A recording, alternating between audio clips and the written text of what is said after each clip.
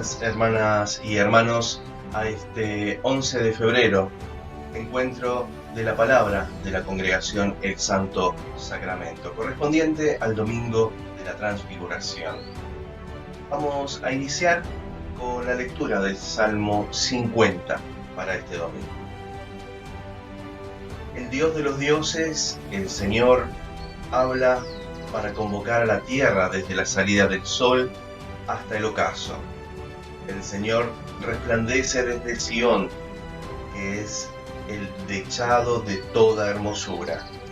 Ya viene nuestro Dios y no callará. Un fuego devorador lo precede. La tempestad ruge a su alrededor. Que el cielo proclame su justicia, porque el Señor es el único.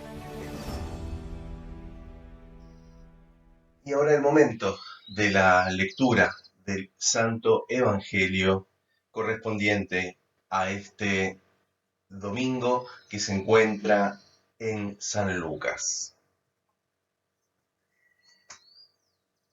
En aquel tiempo, unos 8 días después de decir esto, Jesús tomó a Pedro, Juan y Santiago y subió a la montaña para orar. Mientras oraba, su rostro cambió de aspecto y sus vestiduras se volvieron de una blancura deslumbrante. Y dos hombres conversaban con él. Eran Moisés y Elías, que aparecían revestidos de gloria y hablaban de la partida de Jesús que iba a cumplirse en Jerusalén.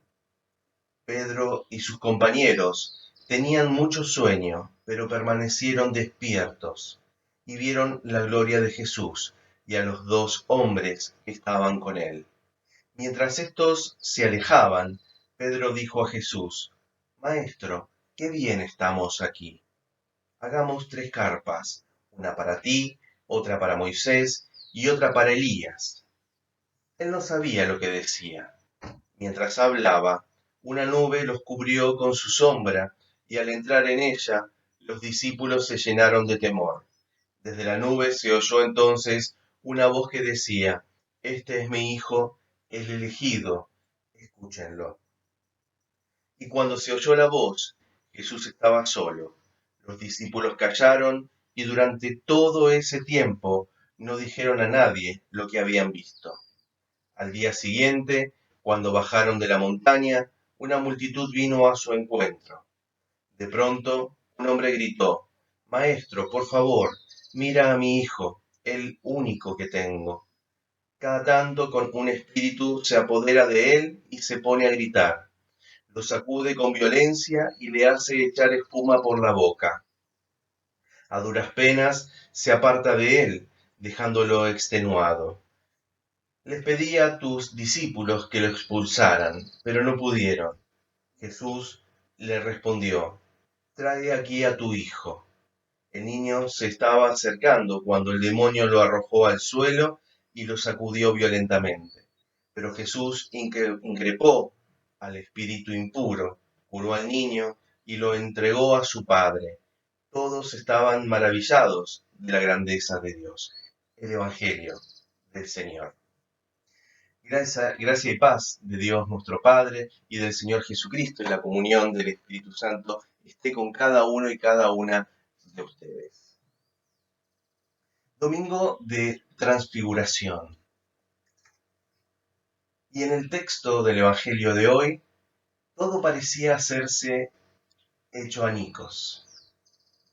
Hacía unos pocos días Jesús, si recordamos, les había comenzado a enseñar a sus discípulos que el Hijo del Hombre debía sufrir, debía ser rechazado, debía ser condenado por los dirigentes religiosos y finalmente morir en una cruz para resucitar al tercer día. El horizonte se había llenado de sombras. Los discípulos no podían vislumbrar el triunfo de la resurrección que llegaría más allá de la cruz. En realidad ni siquiera habían podido entender esa parte del discurso. La gloria que ellos habían pensado que llegaría con el triunfo del Mesías se había transformado en el peso de una oscuridad que agobiaba el alma. Ese, si lo pensamos y escuchamos el Evangelio, es el marco del acontecimiento narrado en el texto de Lucas, el evangelista, para hoy. En ese marco es que Jesús se aparta para orar junto con Pedro, junto con Jacobo y con Juan, y mientras Jesús ora, un relámpago de gloria se manifiesta en ese momento. El rostro de Jesús comienza a brillar. Su apariencia se hace luminosa, sus vestidos blancos aparecen aún más blancos, ¿sí? Todo eso es lo que está aconteciendo en ese momento. Am, es que todo cambia, ¿sí? Y junto a él aparecen Moisés y Elías conversando con Jesús. Todo cambia en ese mismo momento y muy bruscamente, al punto que Pedro, tomando la iniciativa, sugiere quedarse en el monte y edificar 3 pequeños templos, pero entonces llega esa nube que los cubre, se oye la voz de Dios que dice, este es mi hijo el elegido, escúchenlo, y de pronto allí está Jesús solo con ellos nuevamente. ¿Qué nos dice hoy la narración de la transfiguración? Al igual que en ese entonces a los discípulos, nos dice que frente a la oscuridad, la frustración y la maldad que nos rodea, está la posibilidad de ver que hay algo más de lo visible. Algo que está en la oscuridad, algo que es atemorizante, algo que es paralizante de lo que pretende el Evangelio de hoy, es decirnos que no hay nada que pueda ir contra eso, ¿sí?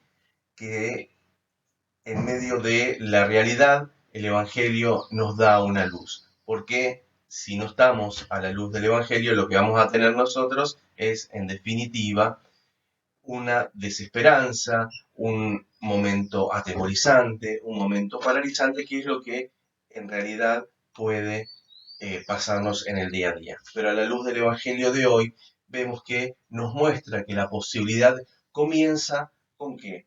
Con una oración. Mm, Muchas veces se dice que la oración cambia las cosas.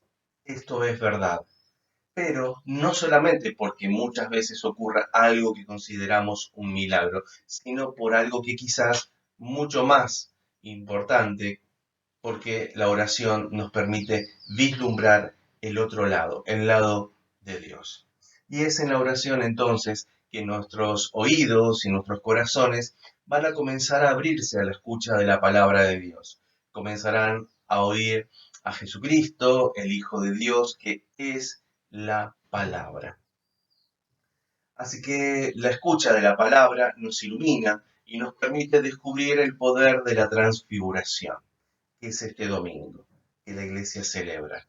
Y hay un cambio de dimensiones y de tiempos. No se trata solamente de la vida transfigurada del más allá, sino también la del más acá, la vida y la muerte. Se trata de descubrir el poder de Cristo transfigurado en el aquí y en el ahora. Se trata de creer junto a Cristo en la posibilidad de un mundo, de una comunidad humana que puede cambiar. También se trata de creer en la posibilidad de la derrota de todo sistema perverso basado en la codicia, la opresión, la miseria, el odio y la ceguedad que no quiere ver las necesidades de los más humildes.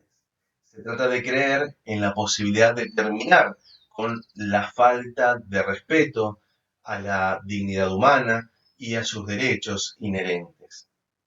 También se trata, en términos positivos, de continuar luchando por la igualdad, por la justicia social, la solidaridad, la hermandad, el respeto a las diversidades y a todo aquello que puede hacernos verdaderamente libres y felices como comunidad humana. Los cristianos y las cristianas somos llamados a ser agentes de cambio, a ser agentes de transformación, ver nosotros y animar a otros y a otras a ver la posibilidad que están más allá de la oscuridad presente y de los poderes de la oscuridad. Vivir nosotras, nosotros, nosotres en una obstinada esperanza y animar a quienes la han perdido a recuperar esa fuerza poderosa que no baja los brazos, a recuperar esa esperanza que ama, que cree y que actúa. La lectura de hoy termina llevándonos al pie del monte, ese lugar donde está la necesidad, el lugar donde es necesario llevar la lámpara de la presencia de Cristo, el lugar de oscuridad y tristeza, el lugar en que trabajan los espíritus de la maldad que oprimen a la gente, el lugar que necesita ser alumbrado por la esperanza.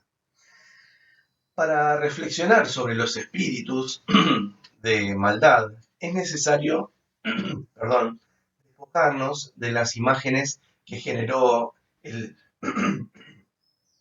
cine y concentrarnos en nuestras realidades sociales. No olvidemos que en su nacimiento, en el maravilloso misterio de Dios encarnado, Jesús encarna en la realidad humana. Esto significa que se encarna en la realidad social, en la realidad económica y también en la realidad política. Y Jesús no lo hace para aceptar esa realidad, sino para transformarla, para liberarla de la posesión demoníaca. Y esto entre comillas, por supuesto, a la que está sometida.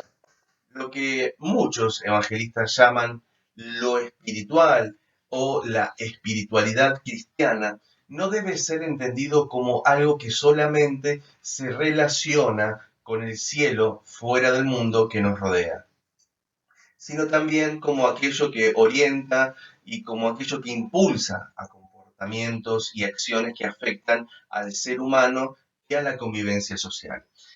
Por eso hay algunos que hablan demasiado de demonios del estilo de la película, por ejemplo, El Exorcista o cualquiera de las películas terroríficas de hoy, y otras que pueden mostrar una clase de demonio que no existen en la realidad.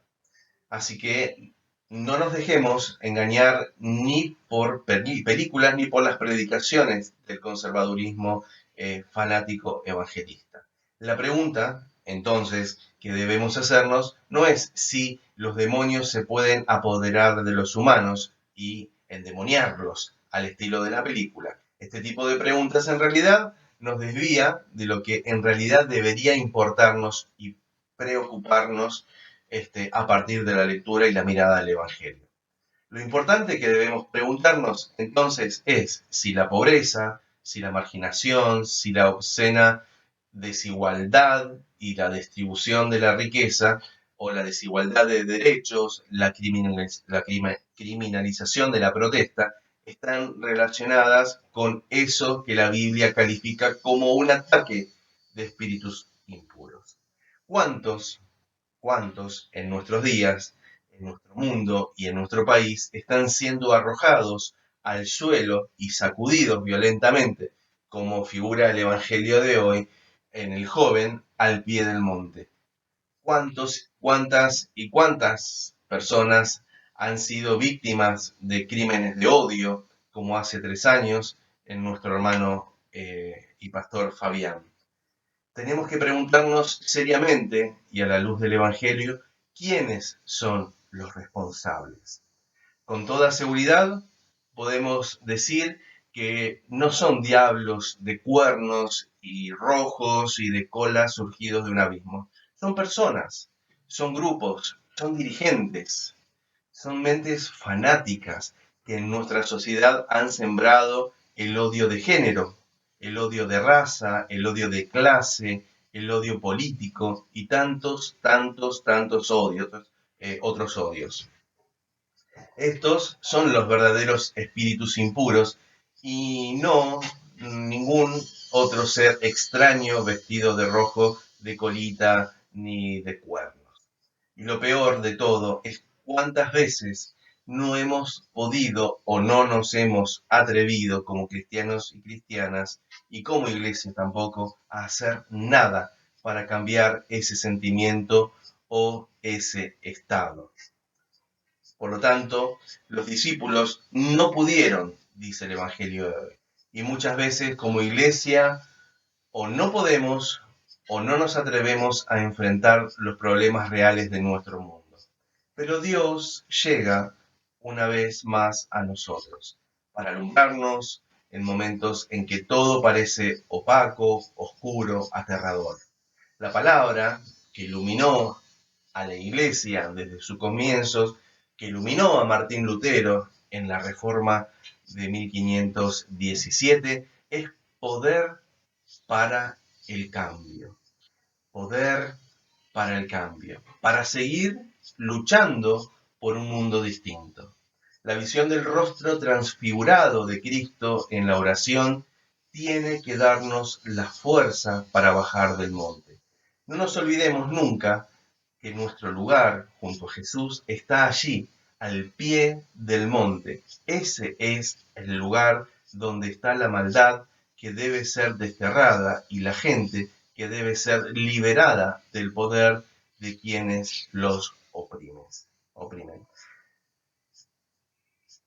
En el mismo espíritu de oración de Jesús, único y verdadero Salvador, Mesías y Señor, permitamos que el relámpago luminoso de la transfiguración nos llene de la fuerza que necesitamos para seguir adelante, para bajar del monte y con el poder de Cristo luchar contra las tinieblas que rodean el mundo.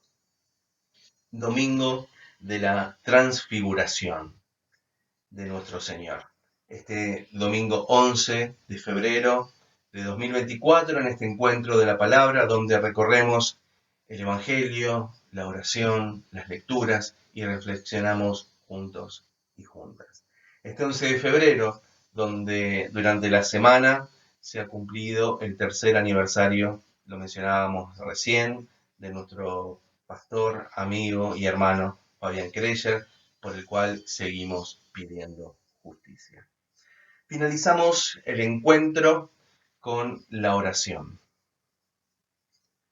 Dios, que eres sabiduría eterna y amor sin límites, ilumina nuestros pensamientos y danos valentía y fuerza en nuestro corazón para que seamos capaces de transfigurar la realidad de opresión y tinieblas que se ciernen sobre nuestro mundo. Te lo pedimos por Jesús, Hijo tuyo y hermano nuestro, que junto contigo y el Espíritu Santo vive y da vida por los siglos de los siglos. Amén. Hasta la próxima semana. Nos reencontramos en el encuentro de la palabra. Con voz profunda, hoy oramos, Dios de amor, Dios de justicia, Dios, Madre y Padre. Inclina tu oído y escucha esta oración. Te damos gracias por la vida y el ministerio de Fabián Kreyer, nuestro compañero en esta caminada terrenal. Te damos gracias por su ministerio y vocación, resignificada y potenciada para tu servicio y para la bendición de tantas comunidades. Nuestro hermano fue ministro incansable, vocero de la dignidad de todas las personas, voz y también reflexión para la comunidad LGBTQ+. Su presencia era amorosa y de especial cuidado con las personas más vulneradas, también en la tercera edad, los niños y las niñas. Nuestros corazones hoy están turbados. Clamamos, Señor, y pedimos consuelo y sostén. Entregamos a nuestro colega y amigo a los brazos de tu infinita misericordia, que lo sostuvo toda esta vida. Clamamos a vos, Dios, que eres justicia, para que pueda esclarecerse y aplicarse también la justicia en este reino. Fabián, te recordamos y estás presente en nuestros corazones y en las oraciones. Ponemos en oración a tu familia, a tu madre, a tu hermano, a tus sobrinas, a tus amigos y amigas de la Yelu, a todos los que hoy recuerdan tu presencia. Sosténlo en tus brazos, amado Jesucristo, en la certeza y esperanza de la resurrección. Fabián predicó con amor y dedicación la palabra de Dios y la vida plena para toda su creación. Danos, Señor, esa fortaleza necesaria para continuar su llamado ministerial en esta Yelu que hoy llora tu ausencia. Estas oraciones, intenciones y plegarias que presentamos hoy aquí y en la comunión con todas las iglesias que piden sostén y justicia, te la presentamos a ti, amado Dios, con la palabra que Cristo nos enseñó.